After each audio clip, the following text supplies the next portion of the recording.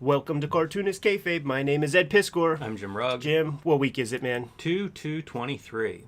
Post Brian Bolland Killing Joke Director's Commentary episode last Sunday, Jimmy. And not only are we the presidents, Jimmy, of Cartoonist Kayfabe, but we are also the members, man. That's right. The very first Kayfabers. Yes. And I had to do it. Like the second we got off the air and while I'm editing the vids and stuff, I guess you edited that one. But I had to go out and get the Absolute Killing Joke sexy slipcase edition of the book. The stuff that you see with the stripe, that is the Alan Moore script. So what you do is you keep your original copy. Instructions on how to best enjoy the Exactly. Absolute Edition. Yes, sir. You keep the original because when you go through the script, rather than flip back pages, you could look at the exact panel that Alan Moore is talking about. And I got through about 7 pages last night before I powdered out. But it's pretty fantastic. And Brian Bolland does a lot of stuff himself. Like he retools things a little bit, and he doesn't speak about that at all in there.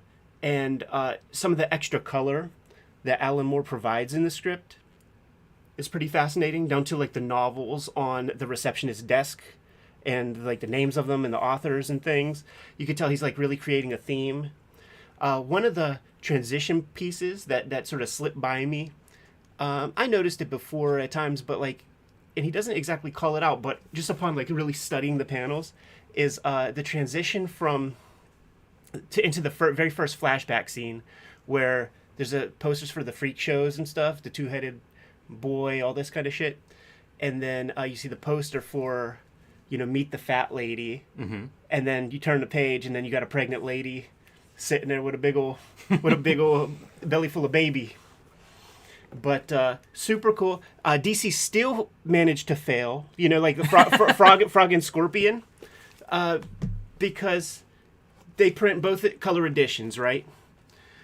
But they print the John Higgins. I wonder if this is an instruction from Brian Bolland. They print the John Higgins stuff on just like newsprint, so that blue line color process, it just gets muddied as hell and oversaturated. Like look at the red on there, and the saturated like 100% colors it's blotchy. Like it's not meant for this kind of paper. They they should just do the opposite of everything that their instincts tell them to do, and they'll probably be okay. It's a weird choice, not just if you're going to reproduce that first version, right? I mean, that's It's essentially on what you're glossy doing. paper, yeah. Why wouldn't you stick to the paper? Goofy. goofy stuff, man. But once again, we are up super early because we have yet another special guest that we are going to be recording with later, and we are going to be sharing that information with the King Kayfabers out there.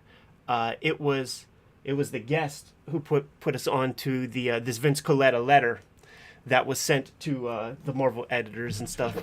And dude's like, "Did you see this?" And then he had his own color to add about Vinny. So that'll be a little hint to who that guest is. Yeah, for anybody unfamiliar with this letter, basically after Jim Shooter is shown the door at Marvel and everybody's rejoicing pretty much. At least that's the way it's covered in, let's say, the Comics Journal. I don't know what other press, Amazing Heroes maybe at the time.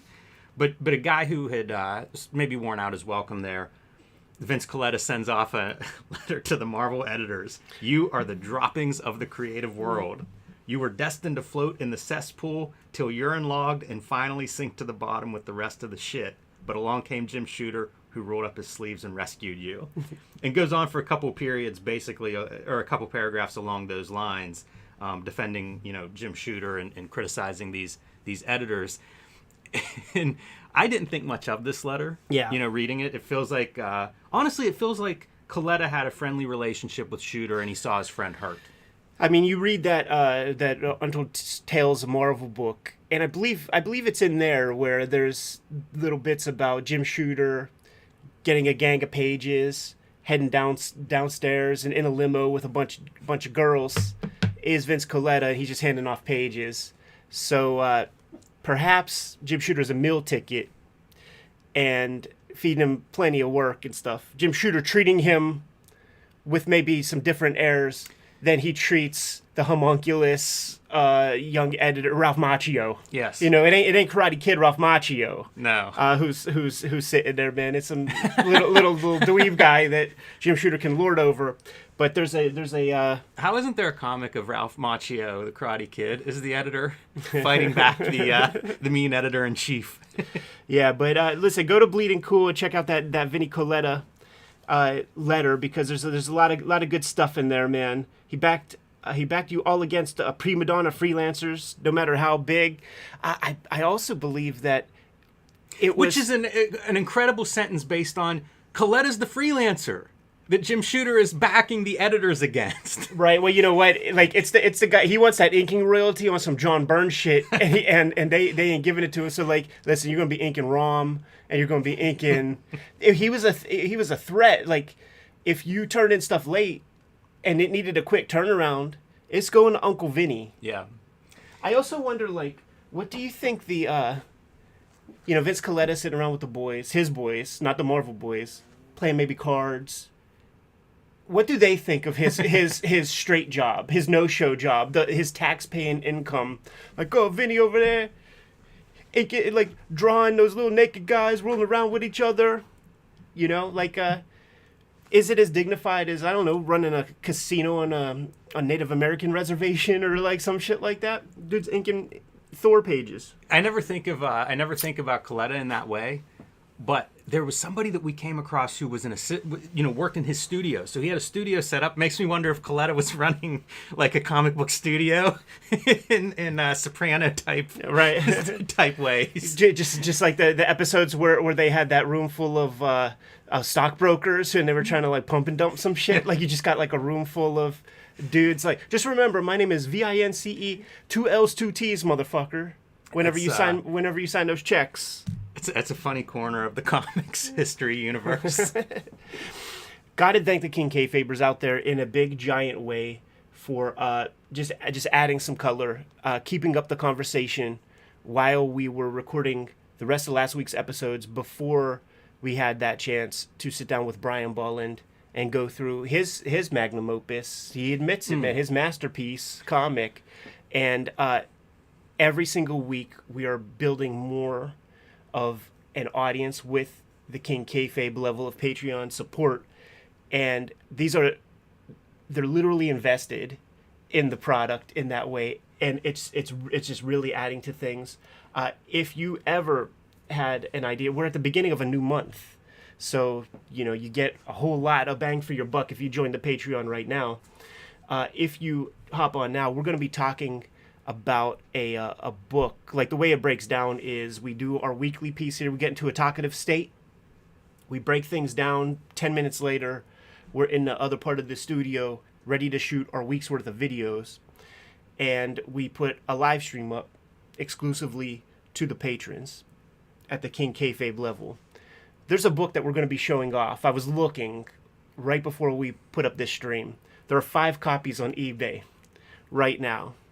And if you're at that King Kayfabe level, they got the first shot once they see this book to scoop it up.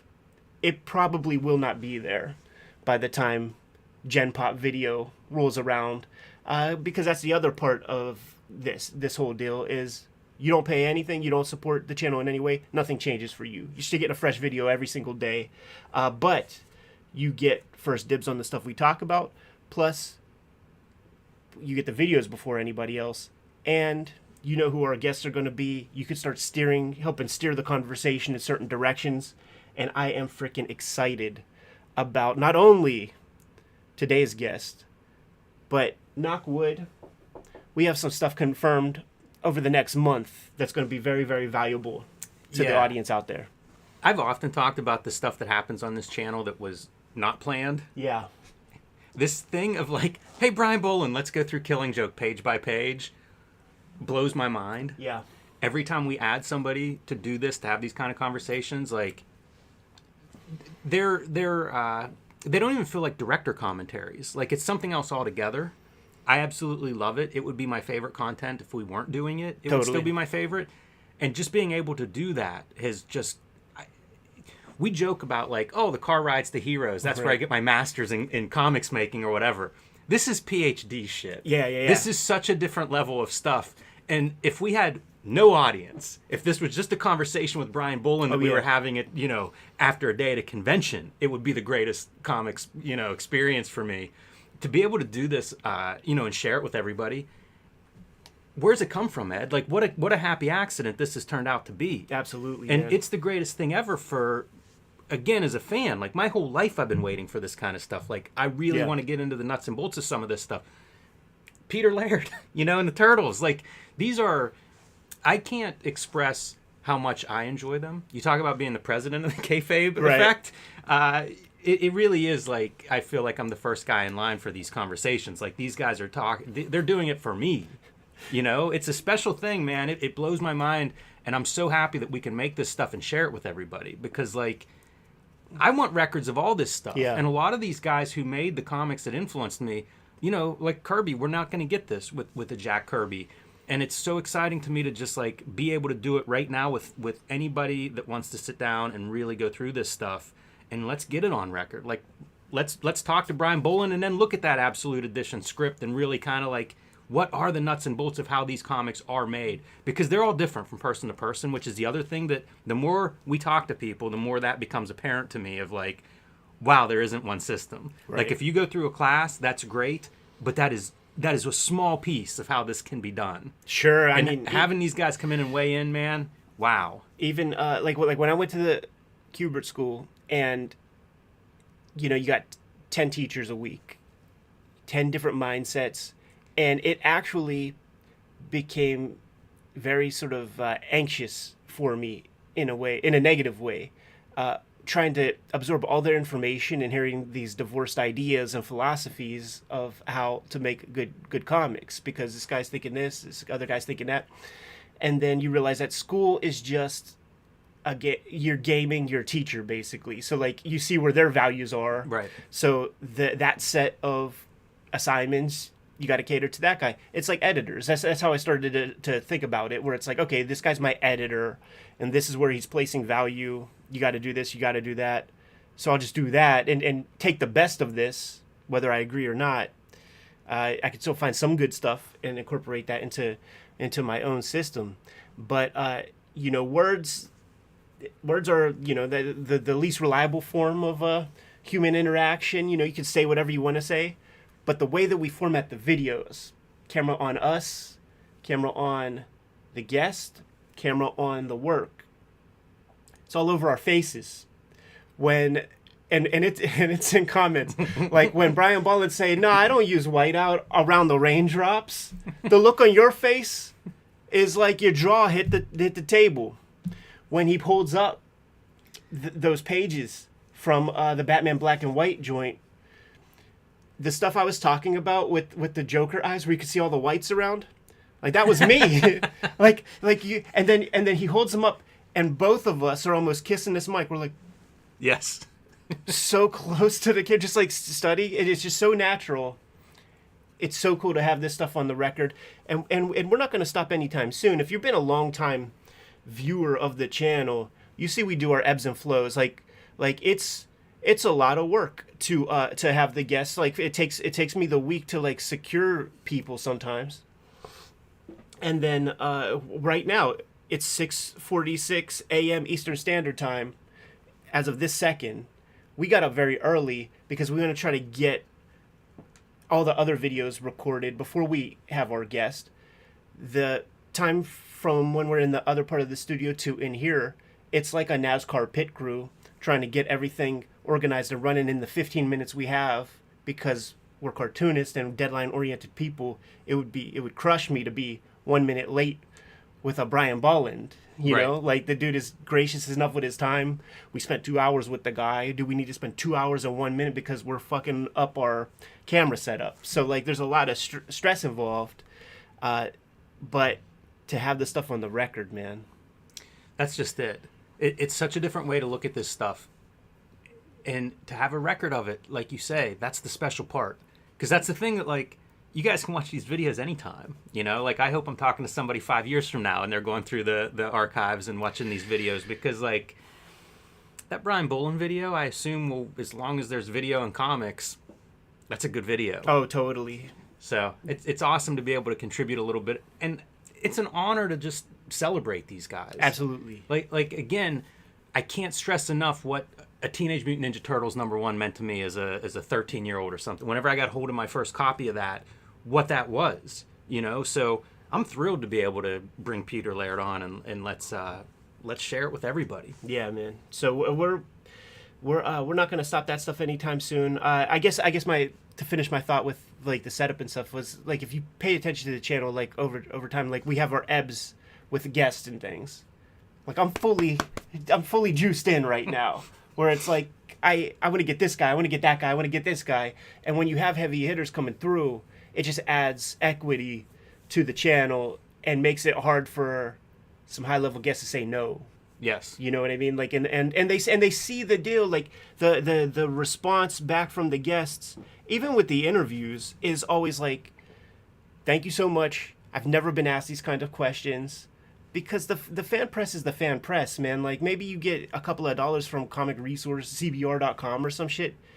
By and large, it's fanboy people asking the questions, and it's the same old, Like the cool thing about setting up with the King Kayfabers on the stream, while we're doing our thing, is like these are deep comic heads, man.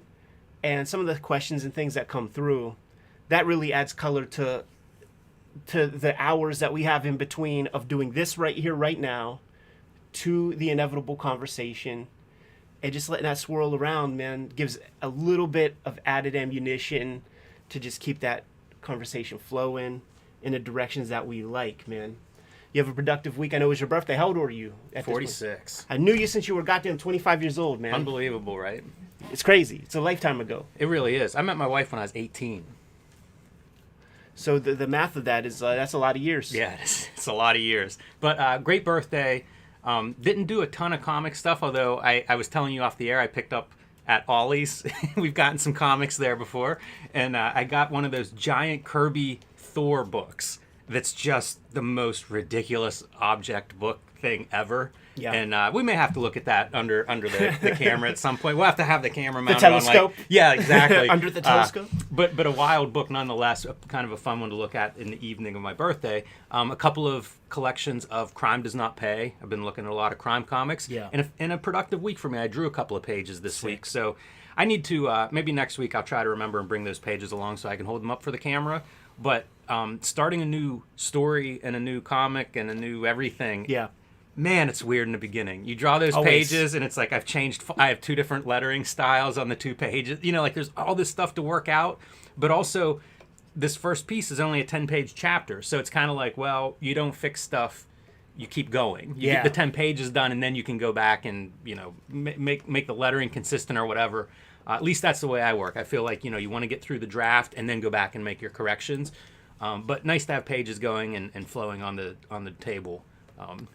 So it's a good week. Very, very exciting, man. Very exciting. For 2 weeks prior, man, I had 5-page weeks, which is good for me. And I wasn't exclusively just doing this comic. I actually left the house and did some things. Getting up at 5 a.m. is key. Getting like a good 5 hours in before anybody else wakes up is key, dude. To just keeping the grind going. But I'm planning to maintain that again in February. How could you not? How could you not with good results, man? But it was just a 4-page week this week, which I was not betting on. I was thinking I could actually maybe get 6 in, because I have so many 3-panel pages. But then, like, you get jammed up, right? Like the first panel, right? Like with that building, took me fucking forever. Yeah, it's a lot of work. And where we're at now is just, it's like a chat room screen, and in the sort of court of the Red Room, this guy is receiving his punishment, and it's not going to be good for him, man. So just like these 3-panel pages, when you're drawing that big and you're drawing a face up close, there's kind of a lot of shit you got to get right. And when you're drawing that big at that level, it's harder to hide bad mistakes. Look at that, man. He's just getting disrespected. That's a lot to look at in the morning, Ed. Yeah, just getting disrespected. You like that gurgle coming out the window there, man? I like that police car at the bottom. Yeah, thank you. There's sir. some bend on that thing that looks really cool. Very Gene Collin-esque in my the way I think of perspective on vehicles. Getting that knife jammed up through the soft part of that underjaw, of that mandible jaw piece, and then getting a boot to the head. See, that's going to be very clear whenever I put the tones on it. Boot to the head for support as he's pulling that jaw off the lower quadrant of that guy's Gotta get the physics right. headpiece. But look at that at the bottom, man. The Jakes are there. They're at the facility, man. So the next page I'm working on, it's behind me, it's like taped down there. Like I worked on the Jakes a little bit. They're traversing the stairs. They're coming up. They're going to be busting in on that room, and we'll see where that goes. But like 3.5 more pages of this story to go, and then I have one Red Room issue to do, and then that's it for the production of this next round of Red Room comics. But here's the thing, man. I had some conversations with some publishers and things, and I actually have to put Red Room down for the month of February to work on this other thing that, like, when we agreed to it has to go to press in March. So I got to spend these 4 weeks really busting my butt to try to make this thing as good as it can be, and I cannot wait to make the announcement. I'm very excited to scream from the mountaintops about this next project, man. But my next 2 years are basically set up at this point, man, in terms of comic production and releases and shit like that. We're soliciting Crypto Killers issue 1, the next Red Room story. It's coming out in May.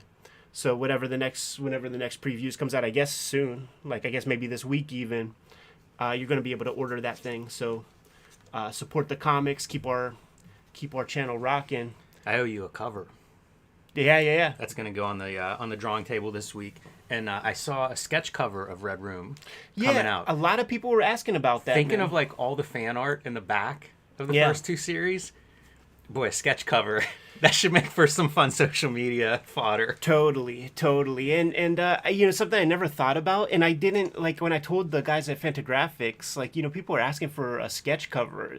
First off, they're like, what is that? And then I'm like, it's a blank cover, dude. Like, it can't be on glossy stock. It's got to be on kind of like a toothy, something you could draw on. Right. And just a blank cover. I guess dudes take them to guys at conventions and commission them to draw something fresh. But a lot of people are wanting to draw their own kind of covers. Somebody, I think Punker Mike brought up, like, dude, you should do like a blue line cover where like people can ink it. And that's a cool idea. But I remember the frustration when I was a kid of like Xeroxing John Buscema pencils from How to Draw Comics the Marvel Way at this size and trying to capture the same ink line that you see in the comics. Like if you're not hip, like that's a real frustration and that's a real barrier to progress, I feel like, man. Like, if me and 5 of my friends grabbed that book from the Barrett Elementary School library and like did that, like 4 out of the 5 dudes are going to be like, it's hopeless. I was the only stubborn fuck that just kept at it. I feel like that's part of the learning comics kind of thing, right? I think you it's do part it wrong and you figure out, oh yeah, blow that thing up. I think it's part of the comics career of just like, you just got to stick in the game, like we've been around long enough. Like, I know you since you were 25 and you were already doing comic conventions probably 5 years at that point. We saw a lot of people come, we saw a lot of people go, and we're still here making our comics. Like, I always look at it like, my little bibliography, it just keeps growing and growing. And then once the books are in the black, now it becomes almost like a real investment, like a piece of equity where like each one of them makes a little bit of loot over the course of a year. Yeah, it's a good way to look at it. Hey, for anybody out there who has not checked in on our Patreons, posted some blue lines this week. Yes, we have 2 templates up there. Yeah, and those are free to the public. So if you're not a patron, as Ed says, you still receive all the same Kayfabe stuff as always. But also there are these things that will pop up from time to time. And in this case, go to the Patreon if you're a maker or you know somebody who's a maker and check out those templates. They're free to download. I put them up because, like I said, I started pages this week on the next book. And that means setting up my template, because like I go in and do my rough layouts in Procreate. So it's a layered template, easy to turn on and off layers. It has some things like 8-panel grid, 6-panel grid, stuff like that pre-ruled, so you only have to measure it once. Although if you grab the template, you never have to measure it. They're already there. But it's one of those time savers. It's one of those digital things. And those blue line pages, man, they go back at least to the 50s. Yeah. Because like you can see EC comics, when you see those artist editions, you'll see some of the signs of those are like pre-printed to have, sizes and lettering guides and stuff already on there.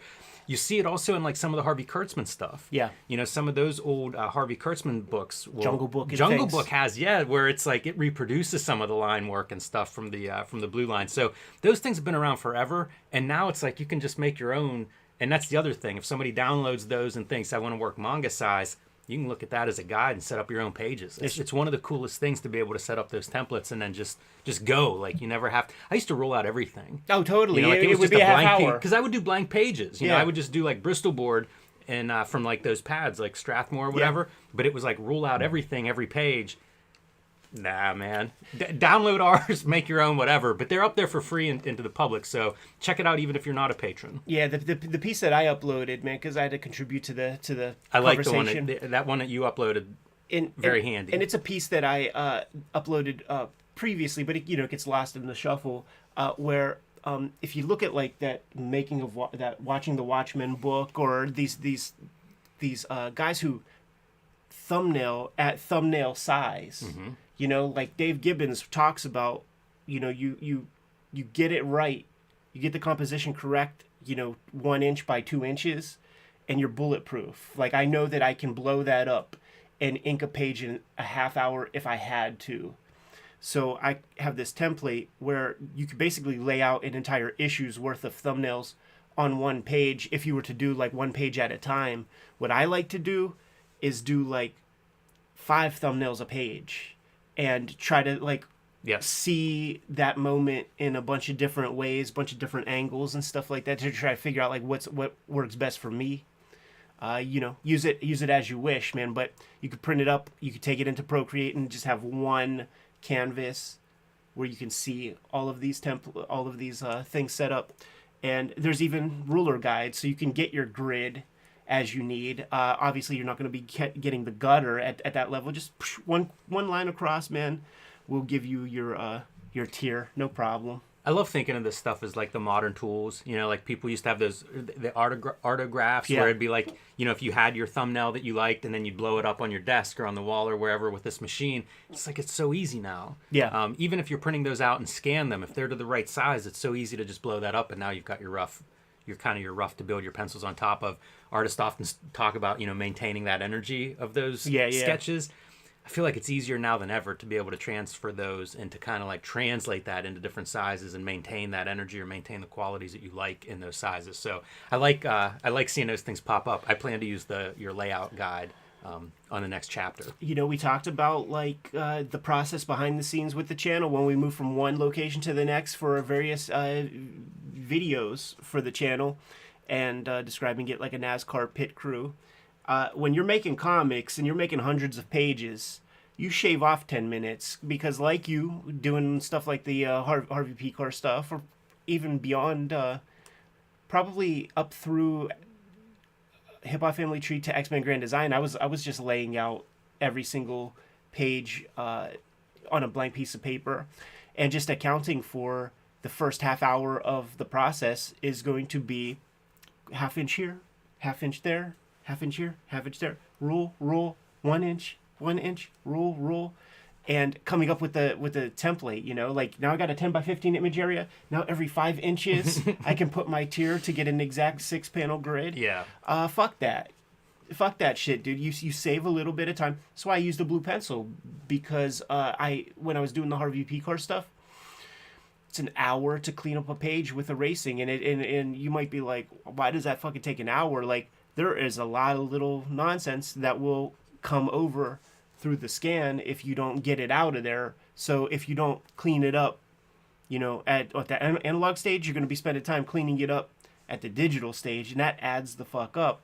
And now you're doing a 155-page book, 155 hours of cleanup. Yeah. Divide by 24. That's human Earth days spent erasing noise off of a piece of paper. Think about it as a work week. F that. That's 4 weeks. 155 hours. You know, like that's 4 weeks of your 9-to-5 job. No good. It's crazy how quickly this time adds up. Yes. I also wanted to throw out a couple of things about the Street Angel Princess of Poverty book. I've been seeing comments pop up online, questions. Here's what's in there. Everything that's not in Deadliest Girl Alive, all the Street Angel comics I've made that are not in Deadliest Girl Alive, that's what's going to be in Princess of Poverty. Some of that has appeared in previous editions that have been out of print for years. Part of the reason to bring it back in. It's going to be a nice companion piece on the shelf next to Deadliest Girl Alive. It'll be the same size, same dimensions, look good next to it. But basically it is everything Street Angel that is not in Deadliest Girl Alive. People have been asking about overlap or whatever. There's no overlap. It's totally different comics. So those two volumes together will have all the Street Angel comics. So you've got half of them if you have Deadliest Girl Alive. Pre-order Princess of Poverty now, get the other half, and you'll have the complete Street Angel, at least thus far, until I make some more Street Angel in the future. Every 10 years. Yes, there you some go. New Street Angel That's comics. exactly right. And updates on the Hulk Grand Design. I don't think I mentioned this last week. I've been saying pre-order it because at this point, limited quantities exist. Like that thing is printed and about to hit stores this month. Man, it'll be here in like 2 weeks. Can't wait. Pre-order it now, though, because Amazon Mexico, out of them. Amazon UK, out of them. So thank you all who have been pre-ordering this thing and making it disappear before it's even out there. But heads up, if you have not reserved your copy somewhere, let your comic shop know you want it ASAP because they might get hard to get. Yeah. So let's hope so, but also let's hope everybody that wants one is able to get one and reserve your copy today to make sure you have yours. Support the books, keep the videos rocking. We'll be able to keep grabbing guests to come on and talk comics. And we are in that talkative state, I would say.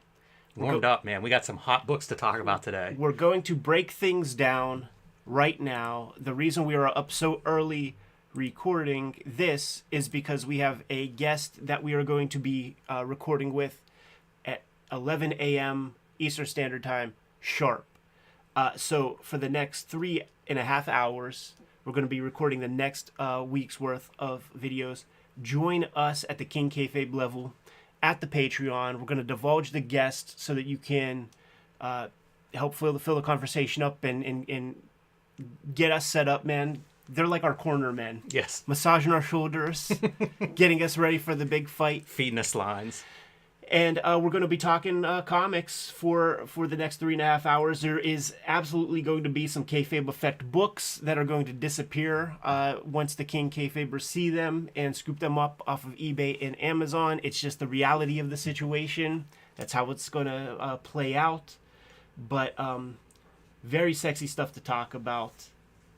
Cannot wait for this next week's worth of videos. And got to thank everybody, Gen Pop included, Jimmy, because the channel has been leveling up a lot in terms of views and what people are absorbing and sitting with. There's like at least a couple 100,000 views extra than we typically get, and it is I would say it's not even algorithm based at this point because it's back matter. It's the catalog, and some of the inspirations for this channel were these retro video game YouTube channels.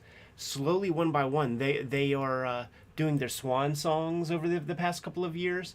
And when I look through the comments, I see people saying stuff like, "It's so crazy that I've been watching you since I was in middle school, and now I'm a 25-year-old guy." It's crazy to think the legacy that these YouTube channels can have and build. Yeah, celebrating a birthday is cause for reflection, and you start to realize, man, we've been doing kayfabe for a few years now. It's true. We do have some people that have been with us on this journey for years, and boy, the time flies. And there's continuity to it. Like, man, if you get in late, you can only kind of hope to be able to catch up in a way. It's thousands of hours worth of stuff. Like I got a torrent like that of like every Howard Stern radio show, and what is that, 20,000 hours worth of stuff? It definitely will go by sitting at the drawing table, but as the first Kayfabers, like, we're living through it rather than having to record this stuff. And there will be continuity to the channel. Like this is going to have to get a video.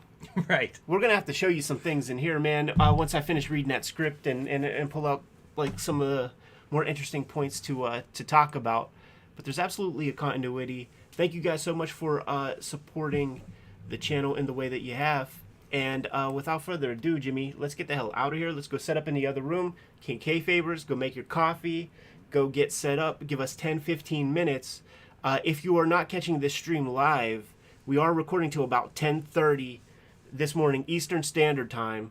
So feel free, whenever you're up, whenever the sleep is knocked from your eyes, hop into the chat, check out who our guest is, and if you have some specific questions, put them in the chat room or on the Patreon comments. We're going to look through all that stuff. I keep the phone with me while we are interviewing these guests. So if something important pops up, we will relay that to the guests that we have.